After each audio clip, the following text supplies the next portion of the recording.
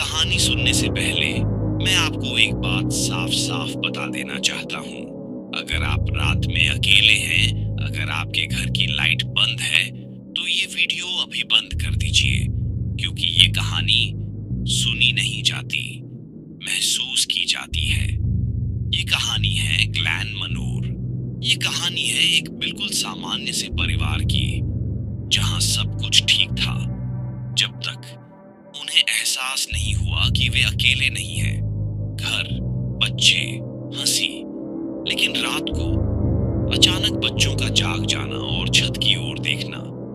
माँ पूछती क्या हुआ, और बच्चा जवाब देता वो देख रहा है। पहले पहले लगा बच्चों का वहम है, लेकिन फिर दरवाजा अपने आप खुलना, रसोई में बर्तन खिसकने की आवाज, रात 2:17 पर रोज बिजली का चले जाना, और हर बार अंधेरे में किसी के सांस लेने की आवाज। एक सुबह दरवाजे के सामने नींबू, मिर्च, काला धागा और एक छोटी सी गुड़िया मिलना, जिसकी आंख में कील ठुकी थी। माँ ने सब फेंक दिया, लेकिन उसी रात वही गुड़िया बच्चों के तकिए के नीचे मिली। सबसे छोटी बच्ची अचानक एक रात उठकर बैठ गई। उसकी आवाज बदली हुई, जिसे कोई अधेड़ उम्र की औरत बोल रही हो, जिसने मुझे बुलाया है, मैं आ गई हूँ।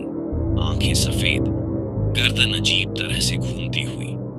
और तभी छत पर किसी के चलने की आवाज आई। दादाजी बार बार एक ही बात कहते, वो नीचे से बुला रहे हैं। और फिर एक तेज चीख, और दादाजी की आंखें खुली की खुली रह गईं।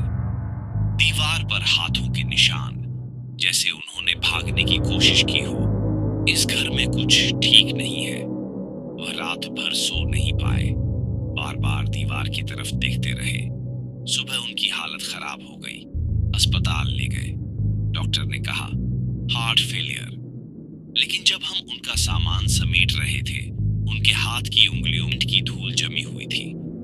डॉक्टर ने कहा मौत का कारण पता नहीं। मौसी रोते हुए बोली मैं जानती थी ये होगा। तभी मौसी ने बताया कि एक करीबी रिश्तेदार ने जलन में श्मशान के साधक से काला जादू करवाया है।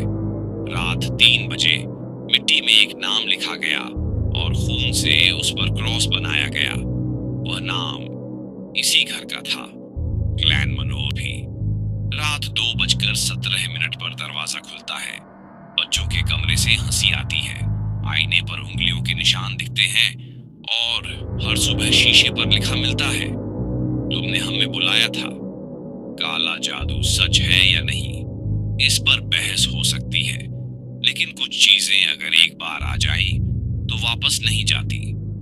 और अगर इस वीडियो के बाद आपको लगे कि आपके पीछे कोई खड़ा है, तो मुड़कर मत देखना। अगर आपको यह कहानी डरावनी लगी तो लाइक करें, सब्सक्राइब करें, क्योंकि अगली कहानी इससे भी ज्यादा करीब की होगी।